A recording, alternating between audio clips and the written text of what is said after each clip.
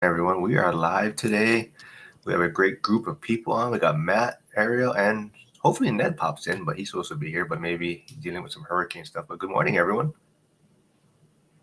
Good Morning, everyone. morning. Yeah, so this topic was brought to me by Ariel. I think this is a great topic to bring up with what's going on in the world right now, real estate. But I think this is a great way to get into it and maybe find some deals out there. But Ariel, why don't you kind of touch on the topic you want to talk about today? Yeah, so today I want to talk a little bit about alternative leads lists. So thinking a little bit outside the box of how do we help homeowners in a situation of potential distress without going through, say, the regular leads lists that a lot of people market towards, but more so tapping into like what's happening today in the economy. And one of the things that's been happening is a lot of return to office mandates. So as a little bit of a background, back in 2020, when the world kind of shut down for a bit, corporate employees also went to remote work. So, meaning that they didn't have to go into the offices and they were working behind a desk. And this seemed at first to be kind of like a trial and like, will this actually work? Because you're not able to collaborate in person. Will things actually get done? And in fact, a lot of people even started to work more because there wasn't that distraction of having to commute in and out, where they actually started a little bit earlier, work more intense periods where they didn't have someone tapping them on the shoulder and talking about their weekend, and having a lot of productive time periods. So with that, return to office mandates started to happen probably around like 2021, 2022, depending on where you were. And it was about like 2 times, maybe 3 times back into the office. But now we're seeing 5 days back to the office, with Amazon being one of the leaders here in the space mandating it, which when you think about it, if someone's saying return to the office 5 days a week, it's not because of collaboration. It's likely because they want to do layoffs, but it looks better in the news to be able to say, hey, return to the office and hopefully, 10% of staff leaves versus making a major layoff. Yeah, So I yeah, think with this is a that, great, yeah, we'd love because to pause like there and me just and kind of hear Matt, your input. yeah, because me and Matt, this doesn't affect us as much like a return to work. Because Matt being in the Coast Guard, me being a responder, we didn't have remote work. So this is interesting for us to look at as far as the data and how people are using this to look for real estate. But I want to, before we move on, Ariel, I saw you post something on LinkedIn also, right? Kind of a little, I don't Yeah. know if you would say a rant or the commute and people having to deal with going into the office, right? Yeah, so I could share my screen and go into it a bit. But the reason why I decided to kind of dive into this analysis was that I had someone in my network, he's an investor, and we were talking about some of his latest deals for creative finance, subject to when you take over someone's mortgage.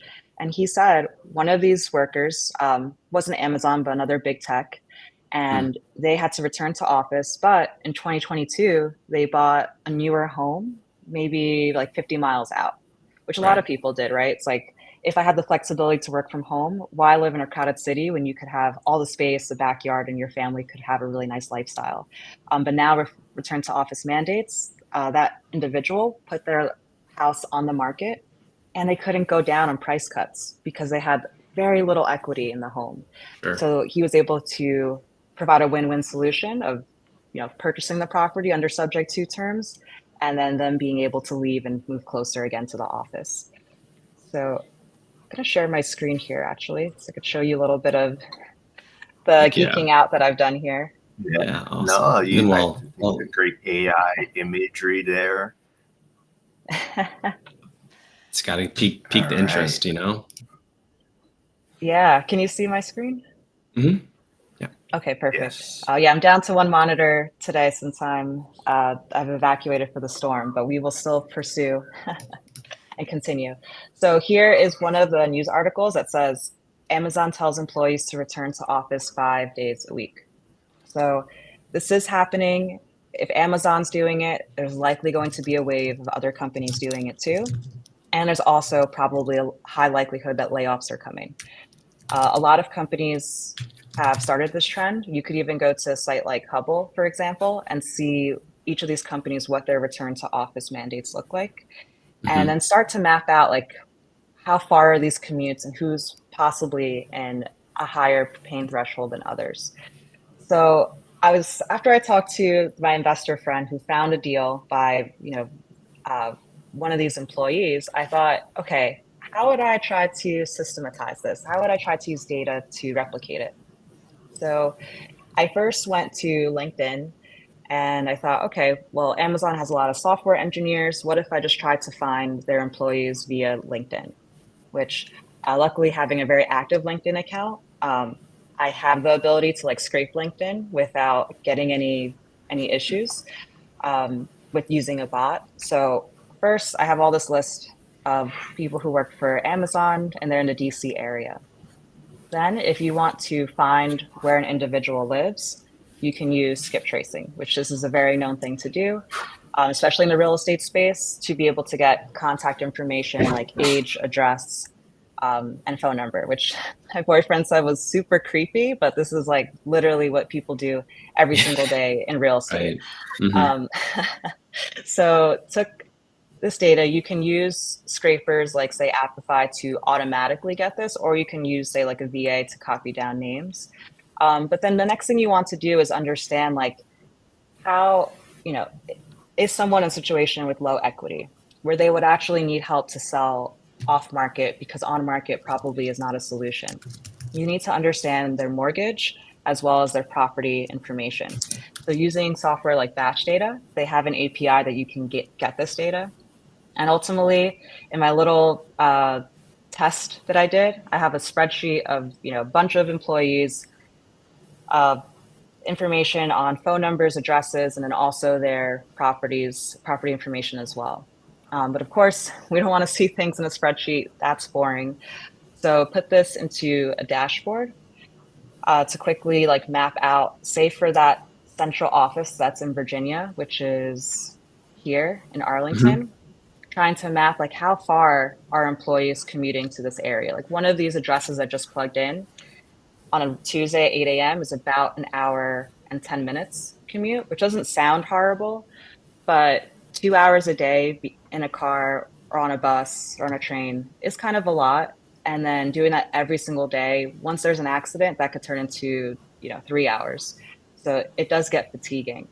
So the idea here is that by kind of bridging all this data together, we could now, instead of looking for people who are in pre-foreclosure, which a lot of folks do, very used lists already, you can try to go and set an alternative route and say, in this case, I can filter just on the property owners who have low equity and start to see that some of them do live like pretty far from the office and start to maybe contact them. So this is a little bit of an overview of how you can take like a real world situation, start to bring data together, and start to analyze a new set of leads to potentially create a win-win situation. Wow. Yeah, no, I think that's super, super insightful and definitely a new approach. And then kind of just like anecdotally, growing up in the Northern Virginia area, I was used to, because I was in Virginia, went to high school in DC. So even it was a 10 or 12 miles, but it was a 45-minute drive, right?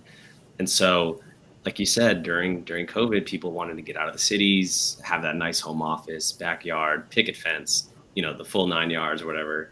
And they moved outside the city. And then being in the DC area, I mean, you can live outside the Beltway, but if you're commuting into the office in major cities, right, that's, like you said, 2 hours minimum sometimes for a full workday. And it's definitely something to consider where you're really starting to make those decisions of like, is it worth it for me to be commuting out here, or do we need to kind of pick up and move the family? So. Yeah, Hyder said, great job, Ariel, for doing this, even though you're evacuating. So yeah, we thank you for showing up and showing this. But we got Dennis, we got Trade Better here, we got Hyder's here. So go check out actually Dennis too. Restream is not letting him log in. Oh yeah, we got Ned in the queue. Yeah, Ned. Oh, yeah, and then Dennis just closed on his first turnkey property with rent to retirement. So that's awesome. He's gonna come out with a video this weekend, so go check out his YouTube channel. Yeah, so Ariel, I saw. So is this gonna be featured with coffee closures now currently, or is it something in the works? So we're not a lead generation company, but as a little bit of a preview, what we are planning to do is BYOL, bring your own list, to have the ability Ah, to upload any list. And I will be doing a webinar next week on like a little bit more in detail of the steps I took for someone to replicate it if they'd like. But if they wanted to have it kind of done for you, I will be doing it for a limited time, not forever though, because it is like a little bit of a process to put all the Sure. data together. But yeah, I want to just try to highlight the conversation of starting to look at alternative leads lists, right? Maybe it's not the return to office and the layoffs that are really prevalent in your area, but maybe, you know, really focusing on like what are pain points that my community is facing where they're maybe not, they don't show up on a list that I could still help and create a win-win scenario for as an investor to acquire a property, but for them to be able to, get something off their books that's a headache. So thinking outside the box, I think, is really necessary, especially for small investors at this stage to kind of compete against the larger ones. do you see this like this affecting like short-term rentals or mid-term rentals, or is mainly like long-term rental investors that probably would be able to take advantage of these lead generations? Probably long term, mostly. Um, it really would be dependent on the area. Like, yeah,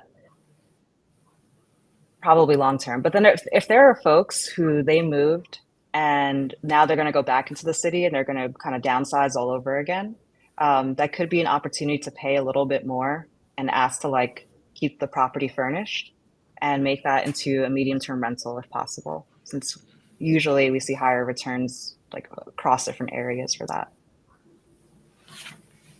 Yeah. I know the Resi Club recently published some data where major cities, right, like in Austin, Tampa, that saw these influx of, um, buyers or investors for single family houses. Now that inventory is above pre-COVID levels. So the amount of equity is probably even smaller now with the price cuts starting to come down. So I feel like, all these lists, there's you can kind of take one from one and the other, kind of blend the two. And it really paints probably a more realistic scenario nowadays, right? When kind of data is kind of a leading or yeah, leading factor for how you make your decisions. Exactly. Yeah, I think that could be a very relevant thing as well for the Tampa area. Like my partner, he works for JP Morgan Mhm. and they have the 3 days a week. A lot of folks move to the center part of Florida, like towns like Lakeland. Mhm. And they're saying that it's like an hour to an hour and a half commute now to go both ways. And if it goes to 5 days, they're like, I'm absolutely selling. Like there's no Yeah. doubt about it. So yeah, I think it's coming. And one of the interesting aspects too, like Amazon, there's a bunch of articles that their employees are rage applying right now. So applying to other places, but it's not 2021, 2022. Like those years, you could basically switch a job in 4 weeks because people were desperate to get people back to work.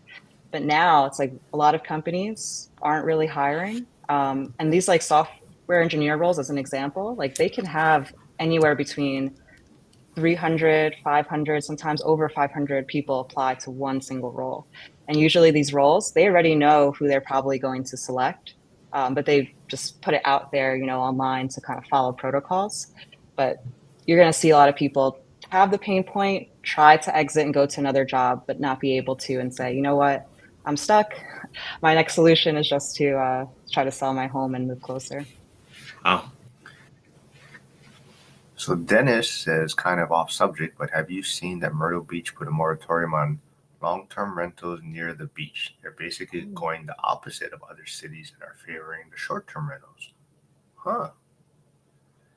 That is interesting. That is, yeah, Red states are very, cool. Yeah. yeah. I think like an area right by the beach, a lot of that draw for the local commerce is probably tourism, right? And so to help kind of make that or that small economy kind of bring some life into it, right? It's not going to be your second time home buyer where they have a vacation house where they only come there maybe 2, 3 times a year, right? It's going to be that constant inflow of short-term rental people weekend after weekend. Um, so I could see why that maybe is a draw. It'd be interesting to see if there's any numbers behind why they made that decision, like population growth, um, businesses, whether they shut down, increase in business, all that jazz. But very interesting. A very opposite approach of major cities like a New Orleans, right? Yeah, I think that's really smart for the city to do I that. I also would love to saw see the data as interesting. well, but I mean, yeah. I saw an interesting thing What were you saying, Mo? on X about who do you think is going to be buying in Florida in the coming years? Like, is it just going to be wealthy people just paying cash for properties because insurance is going to be so difficult to get, or insurance companies are going to be leaving the area, so it's just going to be cash buyers only? It's an interesting article there someone was talking about. But yeah, insurance is going to be crazy down there. Oh yeah, very, very crazy. Especially That like might be the next lead so generation. Yeah, insurance premiums, if they increase a certain percentage from year to year, you're like, oh, I don't know if that person is going to be wanting to foot the bill. yeah, 100%. And a lot of people don't realize like it's not just the flooding. Like yes, you could be like off the coast and not have to worry about floods, but it's the wind as well. So like a lot of people have asphalt for their roofs, which that could only withstand like 70 miles per hour or so without shingles coming off. Mhm. Whereas like Florida at some point, I think we'll need to like mandate having those like metal roofs because those can withstand category fives. But these insurances, they're gonna, be out throughout the whole state of Florida having to fix or having to put out money for replacing some of these roofs. Exactly. Yeah. So like the developers like Lennar, DR Horton, they're pretty much doing sort of a tenant grade rental, right? So the architectural asphalt style shingles versus those gold fortified roofs, which can withstand, like you said, Ariel, like those storms. Which it's just a matter of time. I feel during these hurricane seasons, with the water temperatures, how they're so hot in the Gulf, it's just a bad recipe for an inevitable storm to develop.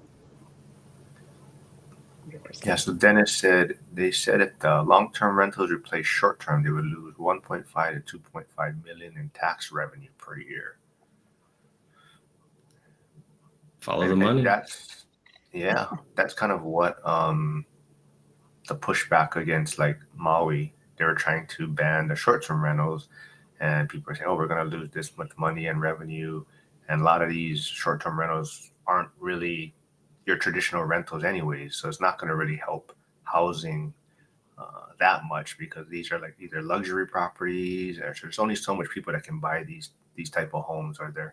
So there's always pushback against it. But yeah, like you're saying, you got to follow the money. Yeah.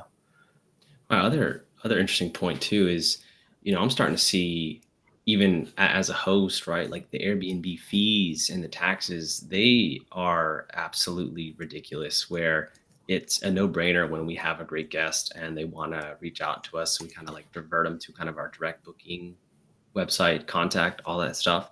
So for the tax revenue and the fees, I'd be interesting to see where some of these hosts and operators are trying to be creative and go through that direct booking route instead of using some of these, booking channels because just the fees are a little excessive.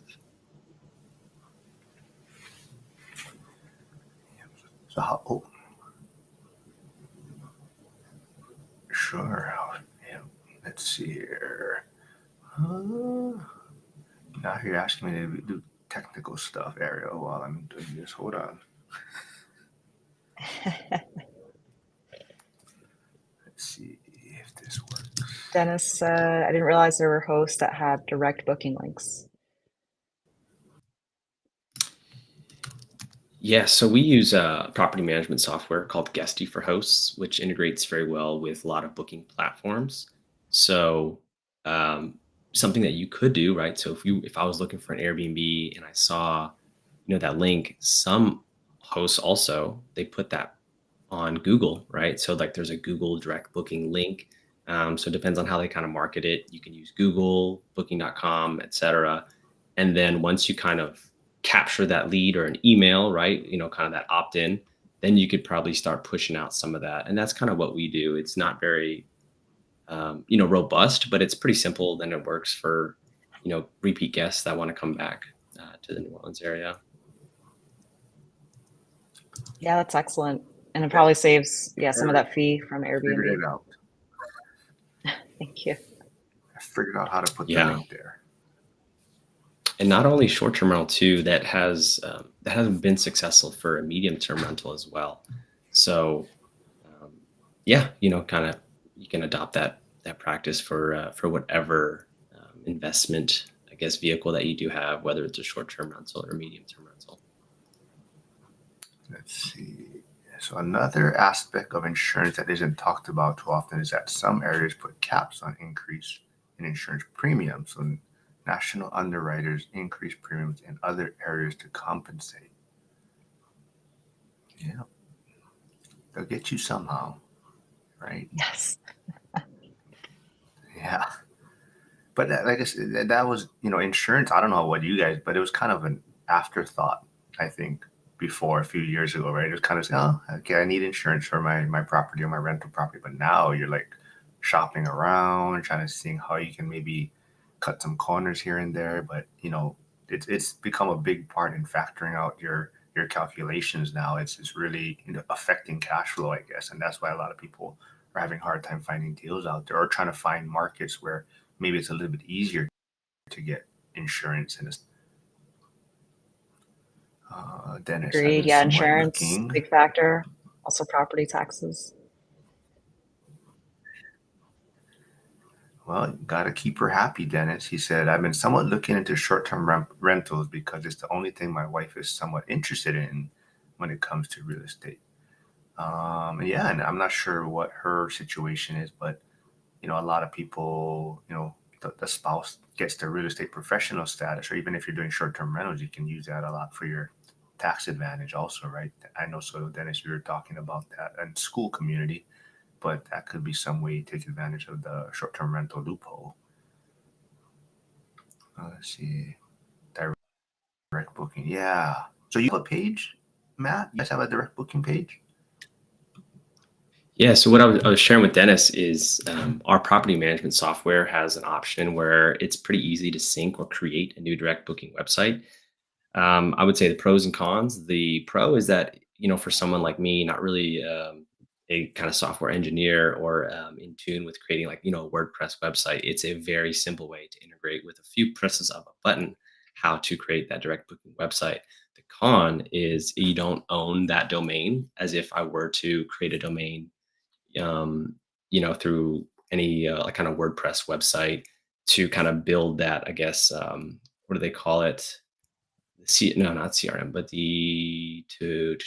what am I thinking of? SEO, search engine optimization. So you don't really have too much of that since you're reliant upon that direct booking, I guess, link that is really provided by your property management software. So there's kind of pros and cons. It depends maybe kind of what the goal or direction you want to be in for your business. Do you feel like it's better to have the link for like repeat stays? Yeah. So like what we'll do is for repeat stays, we'll try to get their like kind of opt in for an email. And then through that email, we'll send we have an automated formatted template that sends 7 days out that's saying, hey, we hope you enjoyed your stay. If you ever want to consider coming back to the New Orleans area, you can use this coupon code, and we do like 5-star guest or like one of the kind of like catchy little coupon codes. And, you can save not only like, I think we did it's like $100 off your booking, but then you can also save on the booking platform tax free in fees as well. So there's certainly ways to kind of cater that a little bit to your business and your customers' needs. Really smart. I'm gonna look to implement that in the next couple of weeks for my Airbnb. Definitely, yeah. And I'm pretty sure I got this idea from somebody a lot smarter than me, so I don't want to take any of the credit. It's all right, just passing it forward.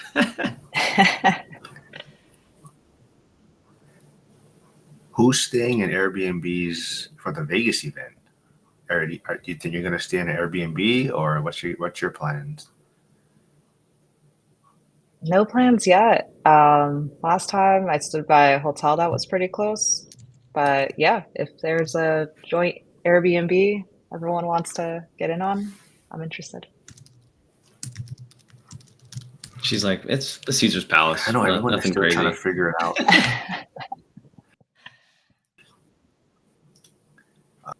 So your webinar next week, Ariel, you're going to talk about other like tools and data sources you're using as part of finding these lead generation for the return to work or return to office. Yeah, exactly. So going through like the workflow a little more in depth so that if you wanted to replicate it or bring in someone into your team that has the skills to do so, you could. And just also mention a little bit more about other alternative leads lists that are available. Like I was speaking to That's what I like. I someone, mean, yeah. no, go ahead. Go ahead. Sorry, yeah, my Wi-Fi is a little bit laggy, but I spoke to someone recently. His name is Pablo, and his company is called LSP Investments, and he scrapes like code violations throughout the different cities across the US. So it's crazy because if you're driving for dollars like on Google virtually, you'll see this house looks like pretty nice, but then a code violation maybe like 30 days ago of like high grass and a neighbor takes a photo of it is a lot more like recent. And he's able to gather that data and help as like more of a leading indicator that maybe someone's in distress, whereas you might not see them on a list yet. Right. So There's things kind of like that that we'll mention. delay. Nice. Yeah. Count me in for that catch up, Matt. Yeah, Stan. Oh yeah. Yeah. We got to grab coffee for the New Orleans folks down here. Every once in a while, a little meetup doesn't hurt. That's pretty. You can probably go down there too, Ariel, right? You can meet up with them. It's not too far for you. Yeah. Well, like for a 10, 11 hour drive, but It's a lot farther Oh, than drive. it Well, seems driving across the Panhandle. drive, yeah, but how long does it take to fly there? oh, it's probably, yeah, like an hour and a half. Super quick. Oh, yeah, Love New see? Orleans. Yeah. Beautiful, beautiful city. We were, because we were going to fly to Tampa this weekend. Spirit round trip, $76. That cheap. Granted, maybe Spirit might be having bankruptcy, but we should, until then, it's Did you super hear? affordable. Yeah, did you hear that Spirit? How like they're trying to play now, not in the luxury space, but like not in the budget space anymore. So you could like book the seat next to you, have more empty, yeah, empty row, Yeah, all that. yeah, they're trying to create these kind of tiers, like a good, better, best tier, like a little bit more luxury. Yeah, it'd be interesting. I don't know. We'll see if it works out. I mean, if they're definitely filing for bankruptcy, or if that does come true, right? Then they're trying to pivot some direction, right? Like their current business model is not sustainable, so it'll be interesting. But for Yeah, I now, wonder what.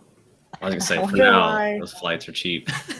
Yeah, glad you're able to jump on it. But I wonder why like the merger with um I think it was Frontier didn't work out and the merger with JetBlue didn't work out.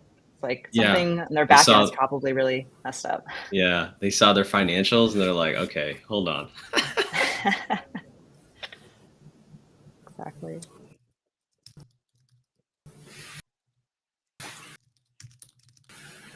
My ticket was $1,000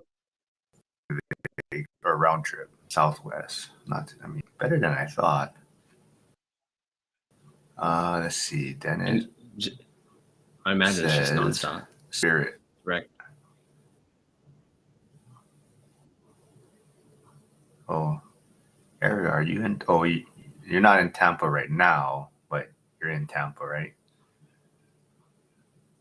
Yeah, I'm in today I'm in what's it called? Coral Springs, Florida. It's the other side of the state.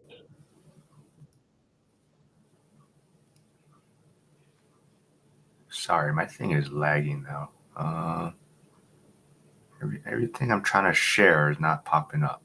Because Trade Better says, Matt, as a pilot, would you trust Spirit's Boeing planes and maintenance? Wow, they've gotten a lot of heat for their QA or quality assurance processes. So yeah, that doesn't make you sleep well at night when you hear that. you know. So the cool thing about aviation, the Coast Guard, is that the maintainers, the mechs that are doing the maintenance, are the ones actually flying. So there is that vested interest in taking pride in your job. Whereas I'm not sure if that's so much the case as these companies get a little bit bigger, a little bit larger. So yeah, I don't know. That doesn't look good. It's not a good trend.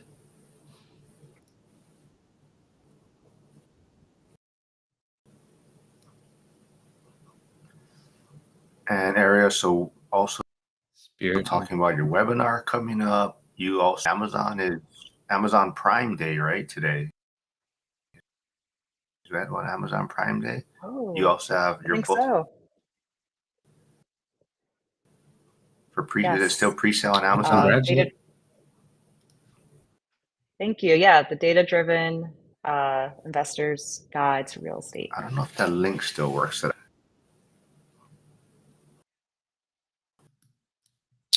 wow, very cool. How Link. published through Amazon? How did you want to talk about kind of going through that process or not? Not yet. Yeah, sure. Self-published. Honestly, a big help was ChatGPT, not to create the content, of course, but to just like kind of streamline what are the steps to take. So Oh, I was nice. like, all right, even if I have, something that I want to put out there, like a guideline, like I don't even know the first step of having to self-publish or how that works. But I kind of went back and forth with it, like, what do I need? Said you need a cover, go to Fiverr to get a cover. So I was able to do that. Um, I was able to do like the whole entire book publishing for under 1,000, which is like pretty awesome. Nice. Like when you have a book that you want to publish, you have to have it in like certain format that it could be friendly for like go like Kindle as well. So that's also something on Fiverr that you can get done. Someone to just like format your Also, manuscript. something on Fiverr that you Um, can get done. Someone to just like format your. There's that technical guru Mark over there.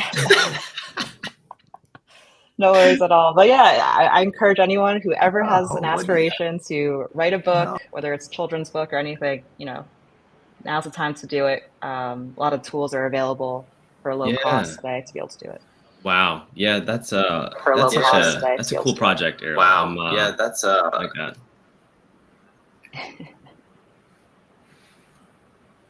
Yeah, Matt, you're gonna have to do a book on short-term rentals. Ned is finally here. Yeah. I had to make a new profile. What happened, man? How come you got? Oh, I don't know, man. see, It what happened? it said I had to verify that my Google profile or something like that. But then when I would click on it, it would say you need to do that through Google. I don't know. I don't understand what was going on. I just made a new profile. Sorry about that. Great to see you, Ned. Yeah, man, what you been working on? It's been a while. It has been a minute. The property market here locally is dead. I've got 2 properties for sale and I've only had maybe 15 showings. So This is the one in Algiers. that one's had 7 or 8 showings, and then the other one has had 7 or 8 showings. So Jeez, yeah. What do you think we need? Interest rates to come down more, less hurricanes to come over our area, mix of the two. I don't think people care about interest rates here at all. The insurance is more expensive. So, or at least I'm noticing that. Although my rates came down this year, one of my properties went from I just renewed yesterday from 22,000 down to 17,000. Dang, that's a good significant Good savings. job. Same coverage. So, which is weird because it was the same company trying to keep the business. I didn't understand that. Oh, thank you.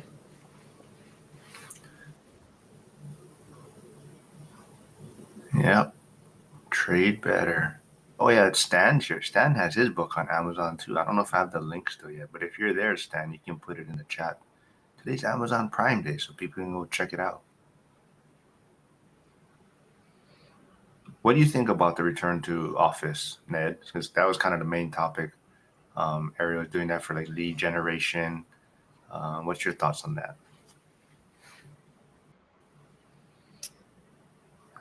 You mean as far as finding properties, or as far as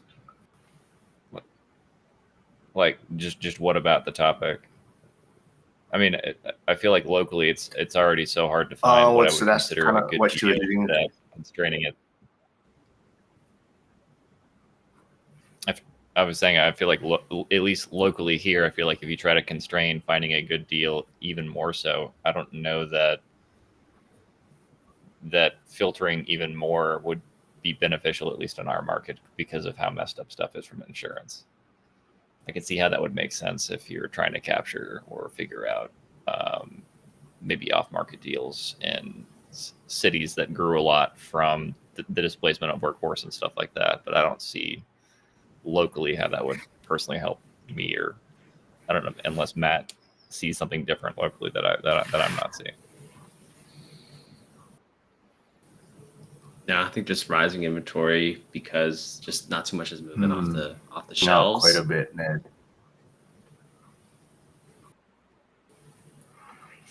But I found Ariel's Amazon link for her book, so go pre-order it and go check it out. Today's Amazon Prime Day, so go get a discount maybe. Yeah, and look at that, $2.99. What is there? Is there a the percentage that they take back, I guess, or kick back from Amazon? Is it significant? Is it over 50? It's less than 50. I forget Less the than exact 50. number. That's good. But yeah, the recommended is when it's pre-order to do it at like $2.99 before, and then like when you release to have like the regular rate. Gotcha. Oh, see, look at that. Good to know. But yeah, going back to the return to office stuff. So, like my firsthand experience is that, so I, commuted to New York for about 5 years, commuting in and out, done bus, train, all of it. And a lot of my coworkers, friends, family that also did the same.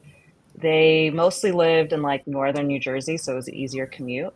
But during 2020 to 2022, I would say probably 95% of them left, with a lot of them leaving to like South Jersey.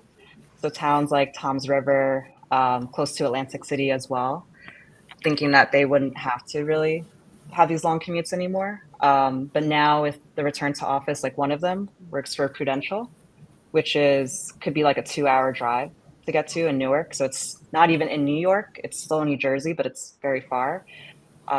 So I think like those individuals could be at least people who are commuting to large cities like New York City, Seattle, DC, where there's heavy amount of traffic, I think would have the most opportunity for the return to office and layoffs, of looking at those lists. But yeah, I could see for like more rural areas or areas that don't have like that large of companies with big presences and heavy traffic, where it wouldn't be as relevant.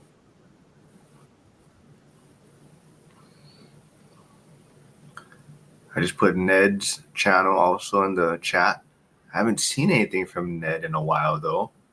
But have you put anything out recently, Ned? I have not made anything recently. I've been actually there's been a lot going on at work, so Yeah, he's the real time work is taking his attention. yeah. So. Hey, what are you saying? I don't have anything to do at work? No.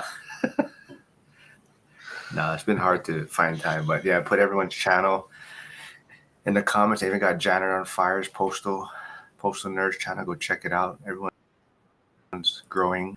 Ariel's one. You're not 20,000 subscribers yet, yeah? You're at like between 10 and 15 somewhere, yeah? Yeah, close to 13. It's interesting because when I first started my channel in 2020, like it was so stagnant. I was like, why am I creating videos all the time? Like no one's watching them. But then the interest really like popped after ChatGPT. Not even that I was creating a bunch of ChatGPT videos, but it like sparked the interest of a lot of people in real estate. Like, oh, technology is important, and I could use it in my business. So yeah, for anyone who is interested in starting YouTube or is in the journey, it is slow in the beginning, but you never know when it could pick up. So keep at it. Yeah, I think I need to Hey, relocate my Suleika's studio here. to my house.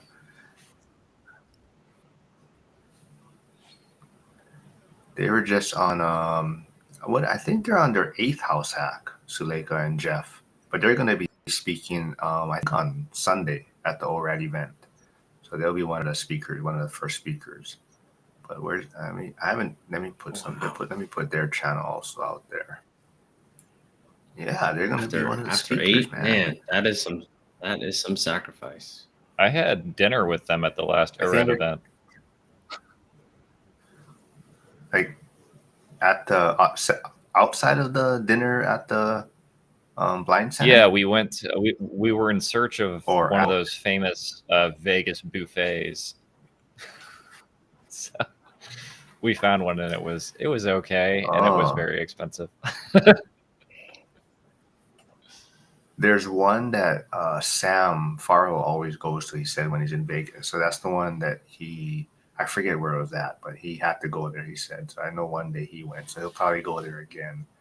But, Esther said, Seattle traffic. Yeah, I'm kind of lucky. I work like 5 minutes from my fire station, so I don't travel outside of my area too much. That's why I don't know how people do it every day. Oh, let's see here. You got to find a good podcast to listen There's a to question or an for audio her. book.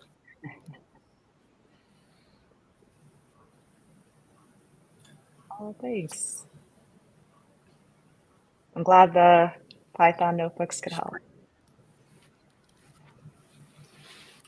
And we're waiting for Trade Better's first video. It was supposed to have been out like 2 weeks ago. I'm not sure. I know he's busy, so I'm not sure when that's coming out. And then, yeah, January. I watched Jeff White channel as well as Chris Lopez. They're really, yep, house hacking. Yep. Yeah, January on Fire always sends me good stuff to check out. But Ned, did you make your accommodations yet for Vegas? Are you Airbnb-ing it, or what are you doing when you're there? My wife really liked the was the Encore Hotel last year, and she was like, "All right, if we're going," or she said, "If I'm going to go again, we're staying there." And I was like, "Okay, sounds like that simplifies things a lot for me." So There it is. Happy wife, happy life. I do not play that game. But you're staying at the Encore. That's that. I mean, it's just simple, but yeah, Ike says Seattle traffic. He hated it when he lived there. So Ike is in Kansas now. Yeah, Suleika says dinner was delish, but yeah, pricey. Yeah, a good podcast can help you out. So go check out everyone's podcast. Go subscribe. Help everyone out. What Lars has to say. I think for a lot of people, return to recently office read, just force people to switch companies. Yeah. I recently read Who Not How, and that was more helpful for real estate than my normal day-to-day business stuff. I really enjoyed that book.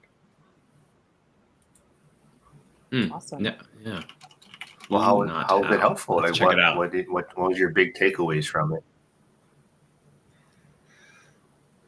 Well, just from a scaling perspective, when you first, at least I've noticed, most people that I work with locally are extremely hands-on when they begin, and then all the ones that I know that have reached the point to where they're trying to grow struggle with not being hands-on at a certain point. So I know a local Section 8 investor. I think he's got 30 units, but he does all of his own work. And whenever I'm like, well, you could have a plumber do that. And, when I'm saying bring in other professionals to do all these things, in his mind, he's like, well, it's going to cost more. I'm like, well, you can handle 10 times more units if you bring in and out and build a team. And he's just like, well, they might not do it right. And so in his mind, the constraint is his bandwidth, and he doesn't seem to. I can't get him to connect those dots. So I mean that's more of a mid-stage issue than a getting started issue, though. So Do you think he's he got kind of like a bad, I guess, subcontractor or a bad experience in the past that's making him a little bit more hesitant to find those vendors, or he's not doing it himself? he's extremely cautious. He doesn't have any debt, so he bought one unit at a time, and so he's always done everything himself. Doesn't like banks. Doesn't like like everything is constrained, which is fine. Like he doesn't need to work, and like his model has worked, but it took him 35 years to get there. He's an old guy. Right. So I don't see him personally changing, but I do see a lot of younger people I work with slowly falling towards that trap of this is how I'm going to do stuff, and not willing to be flexible and talk to people who've done things or done similar things, but just different ways. Right. I mean, I'm not ever going to be as good as a professional who does that thing. So there's a for a question living. for Matt and Well said. Yeah. Matt and said, you thinking of looking at different markets because New Orleans is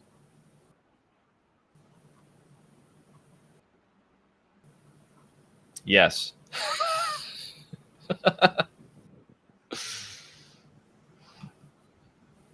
Yeah. I think for us, I mean, we're trying to still do the kind of lifestyle asset of a live and flip over here until 2027. So that's still on the table.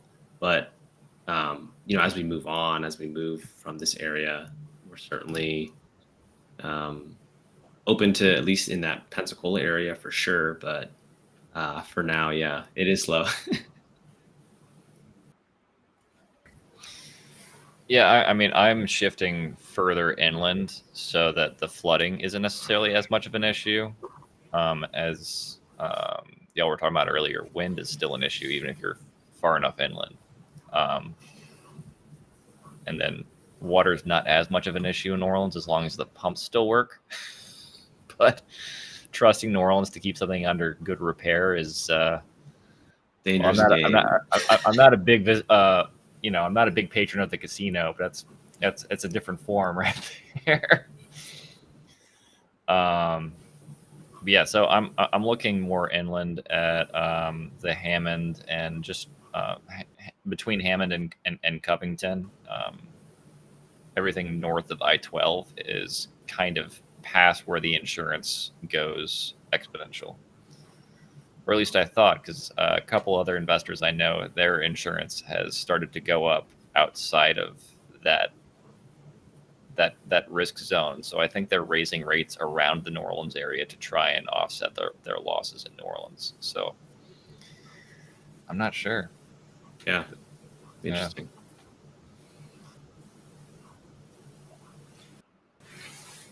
Let's see, Ariel, what did you call it again about the people applying for different positions? They're getting fed up with the return to work So mandates or at their current. yeah, it's called rage applying. So you could look it up, like Amazon employees rage applying to other roles. And I think Lars makes a fair statement here, where people can switch a company a year or two later, but we are in a different environment right now. Like I, just recently left my W-2 job in January, and when we put out software engineer roles and data scientists, I mean, within 2 days there was 100+ applicants. Like we're in a time period where you're competing against so many different applicants. And if you want remote work, you're definitely getting paid less. So these individuals who maybe thought they could switch roles, in 4 weeks, it's probably going to take them months of searching. And if they're at like a prestigious company, like, Salesforce, Amazon, JP Morgan, they may not want to go, and leave for a lower paying job at a company that's not known. So really, like the pain could take, and I would say anywhere from 3 months to a year to find a new role. One thing that I think that a lot of people, specifically in tech, are ignoring is there's an extreme hunger in this medium to small business area that a lot of people in tech are ignoring, but the jobs just seem too boring. So, for example, if you're in software, you could probably get a raise if you went to something like an insurance company. Hey, I'm gonna go work in an insurance company. I'm gonna move to, let's say you came on worked for us in New Orleans, or found someone in the Midwest, and you're just not in as sexy of an area and you're doing boring work. That's an easy way to get a huge raise if you're in those particular industries. But I mean, a lot of talent in Silicon Valley, at least from our industry's perspective, is very picky about the kind of work that they want to do. And we're kind of like, all right, well, that's up to y'all. So I don't feel bad for him. How has the artificial intelligence reach? Is that We don't use it at all. You don't use it at all? No. Do you foresee that in the future, or? Yeah, I mean, probably in like the data sets aren't big enough in boutique risks. In something like auto insurance, where you have millions and millions of data points, sure. But as far as trying to figure out the rates, or how to figure out the risk on highway construction, or guys on an oil rig, there's just not enough people. And then the variance with weather and all that other stuff, there's just, I mean, maybe over a long enough time, but the problem is even if your data set's right, the legal environment can change, and that will change what the risk profile is. So I don't know if there's enough data for it to make as big of an impact in our industry as others. Gotcha. Now, it'll probably make it to where we can scale with the same number of people a lot more. So maybe we can write 4 times as much business with the same personnel. But I don't know that you can remove the human element of understanding the risk because of how unique stuff is. If that makes sense. Super interesting.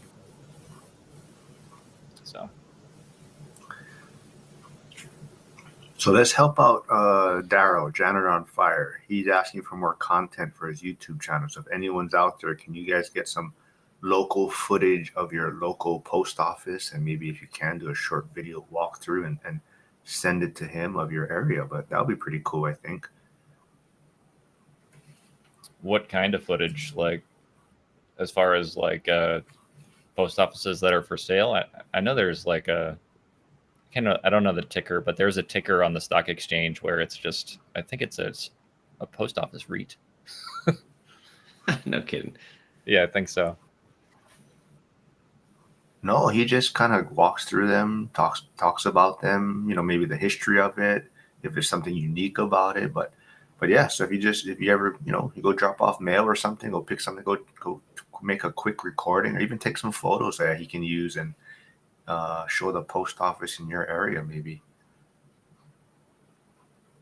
Have to get a camera or a body cam on my father-in-law. He works at the post office in Ithaca, New York. What do y'all think of those weird Ray-Bans with the cameras on them? My wife, I found out, was potentially going to gift me those for like blogging or whatever. We walk around in like a property, and I was just like, I don't know if I'm going to wear a Ray-Ban. So I have to like click a button, and there's like cameras on both sides. So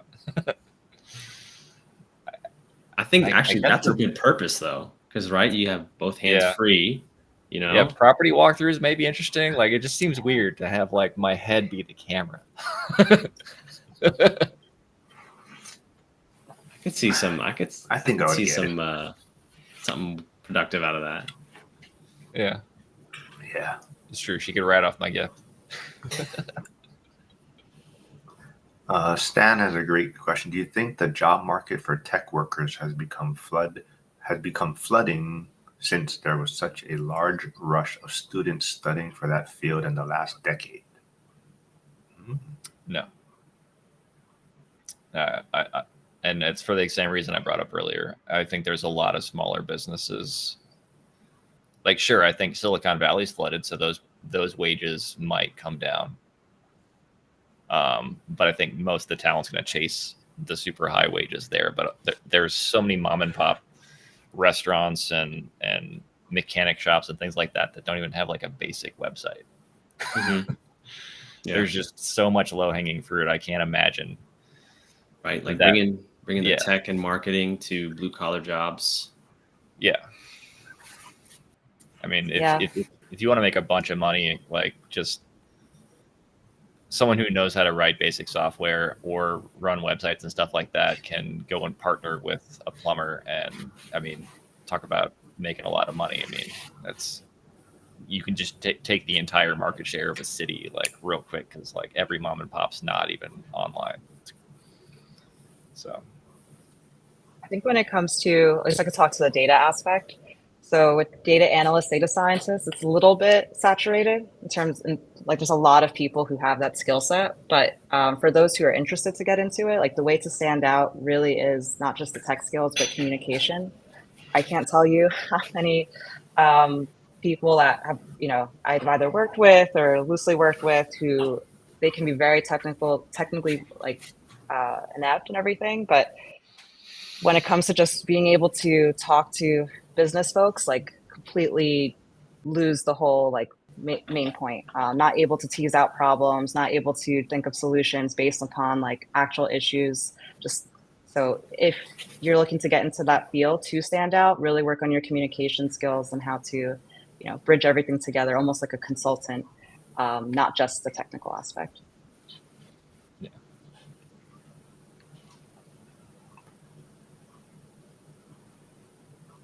We have the Suleika, weird PTO for advantage said in more the content is in the works. We have the weird advantage in the insurance market where we actually own our own software development company. So we've got, I don't know, I think 14 developers. So we can actually hire a lot of that talent you're talking about that is not necessarily going to be great at communicating to the average executive what it is they do. We have our own team that knows how to speak. I guess let's just speak nerd, but also speak finance. Yeah, that's excellent. The domain expertise as well. And yeah, not that everyone tech needs to be, high communicators, but if you are trying to do a data science role, like you need to be the consultant in the room, not the back end person. Then in that case, go for data engineering instead, possibly. Yeah, good skill set is, can you translate between the two teams? If you can do that, you can make a lot of money. Yep.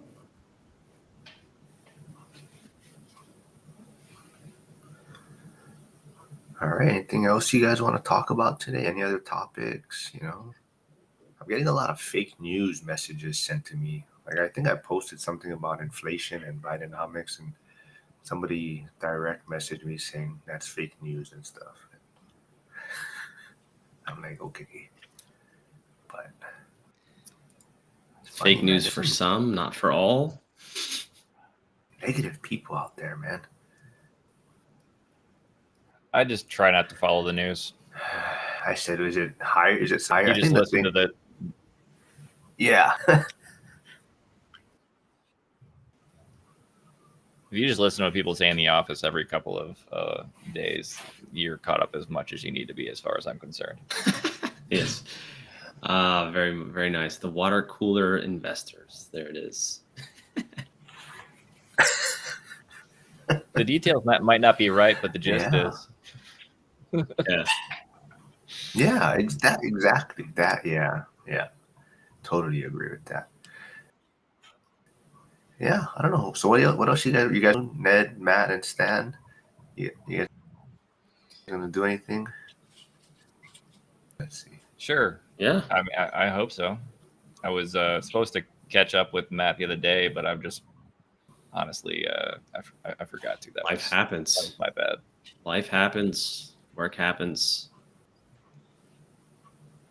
Yeah, I was still Yeah, waiting we'll for have to find a Jess to time. come on. We had her all Grab lined some up. coffee. Yeah, Dude, we had just Jess 7 all weeks lined up, into and law then school. what A happened? lot. Dude, No, but what just happened at that lots of time? There wasn't reading. there a hurricane or something happened, right? And we had to cancel, and then no, we had her lined up for an interview, Yeah. and then something canceled or power outage or something, and then Yeah, we'll then get the her back on. flight But got delayed. we She was need to flying get the back. talent of the Yeah, relationship back on. That's right. that's true. I know. But Trey, better area for data science roles you were applying to. Did you have a portfolio you showed off? I'm sure she Not did. necessarily portfolio, but I would show, like my GitHub account for at least like the recruiters and stuff. But yeah, in the interviews, just going really in detail about certain projects that I worked on. In the future, if there is interest, I could do a whole like live stream or mini series on how to get a job in data science. It's like, been able to kind of crack the code of working for a lot of companies and how to nail your interview down. But yeah, definitely still roles available. Just try to have a portfolio if you can today. Probably need one, like something on GitHub or the Medium, and then also be able to show off like your communication skills too. And also, Mark, we have Janitor on Fire says he'll be glad when the election is over. exciting event Yes. tomorrow. Yes, tomorrow. I was just going to talk about that. I think it's Oh, 11:30 Eastern. Yeah, we'll be on talking about buy boxes. So anybody who wants to learn more about Pittsburgh and wants to get involved there, check it out tomorrow, and we should be aligned. I feel like the election really slowed down the market Yeah. around here. It Anything else seems you guys like want to talk? everyone more or less is worried the world's going to end on both sides. So at least half the buyers, I think, will free up at some point in the next month or so. Yeah, I know. All that uncertainty is making people hesitant, which understandable. Are you seeing that in Florida or Hawaii? Is it you think that the election, just uncertainty and volatility within the news, has kind of affected the way the market would normally work? Yeah, I can't back that with data, but just from like kind of, perusing on Facebook groups and things like that, there seems to be like a hesitation to wanting to wait until the elections.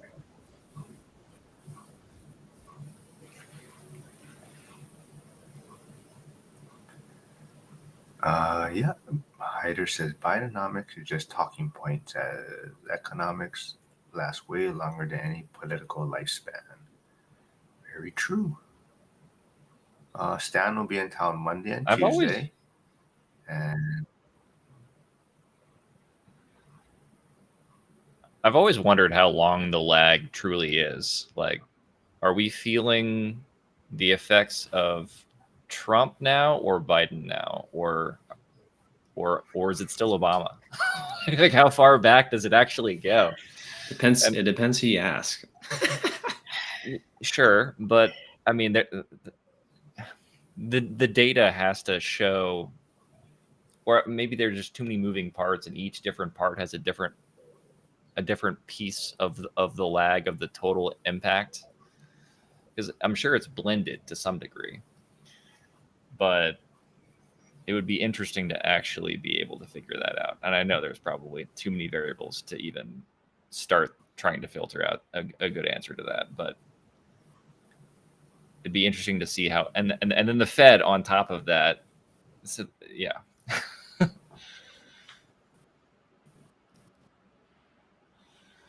Time will tell. Time will tell.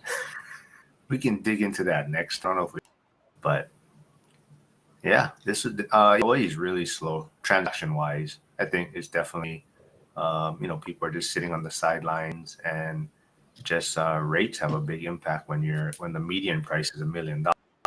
So is definitely affecting the market in a sense. I mean, prices are still high. I mean, the prices haven't come down. It's just transactions have very much tanked. Well, here's a question for y'all. So my buddy John and I are both we're both realtors, but I have my license under him, and he's like, "Oh yeah, you can just lower price now," and I'm kind of like, "Well, wouldn't it make more sense to wait until after the election?" I feel like everything is down right now, so I've been listed for maybe a month now and haven't lowered my price. In my situation, would y'all wait till after the election, or would you try to get ahead of it? Or you think if you get ahead of it, then people will like want to play that out?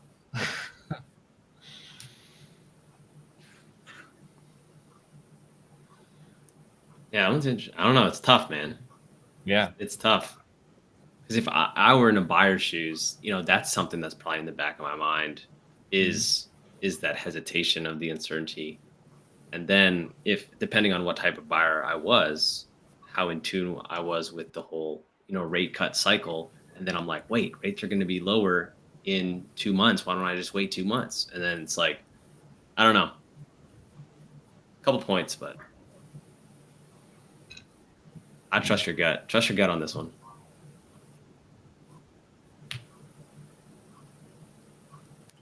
Oh, Lars has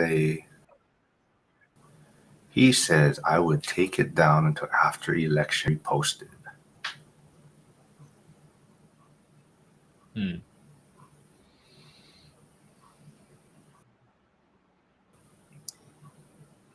Yeah, that's one way to bother my realtor. People are kind of not.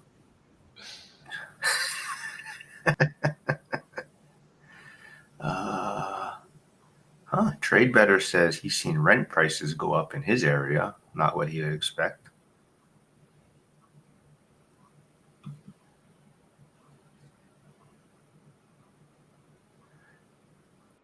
Yeah.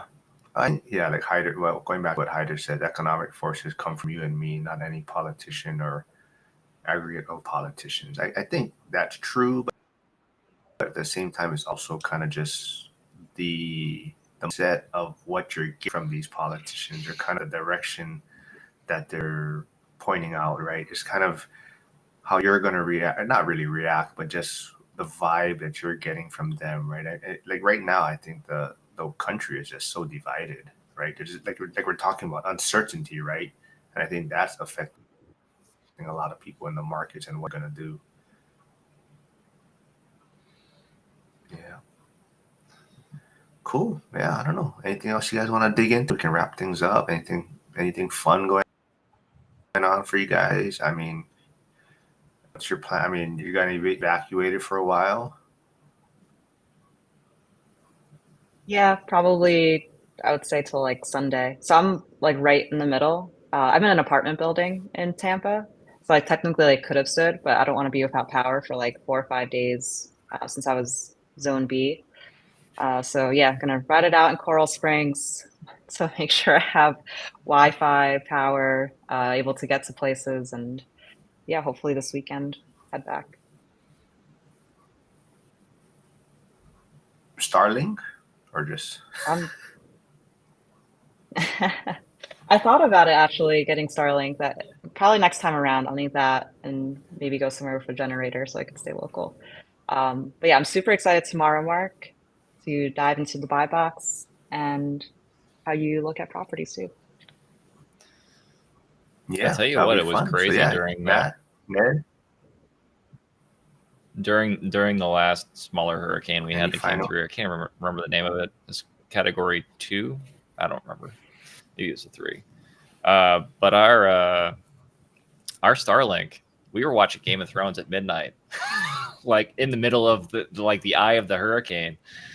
And I remember walking out, walking the dogs. The rain was just going sideways. And I'm just standing there. I'm looking up at the Starlink, which is like wiggling, and we still have no latency issues. Amazing. And which I was super impressed. And I was just thinking, if I took a photo of this right now and tweeted it, and also tweeted my internet speed, I feel like Elon would retweet this. And I didn't do it because I was just getting You should drenched. try. So, Next opportunity arises, you might have Next to do time. that. so Yeah. Awesome. Well, yeah, stay safe, Ariel. Hopefully it's not too bad. Thank you. Get back home. Appreciate it. Yeah, but I stay brought that up safe. to I say see that Sister Starlink Land works really well in investors. hurricanes. Yeah, I want to look into Starlink. But yeah, Sister Land Investors has stopped by from some channel. So I'm not sure who they follow or whose channel they're coming from.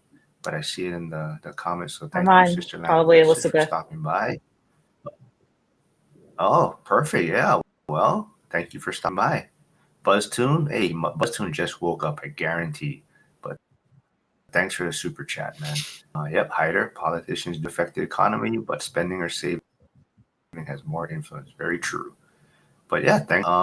If you're free, check out me and Ariel tomorrow morning, 11:30 Eastern, and we'll do this again next week. So thanks, everyone. Stay safe out there. Yeah, appreciate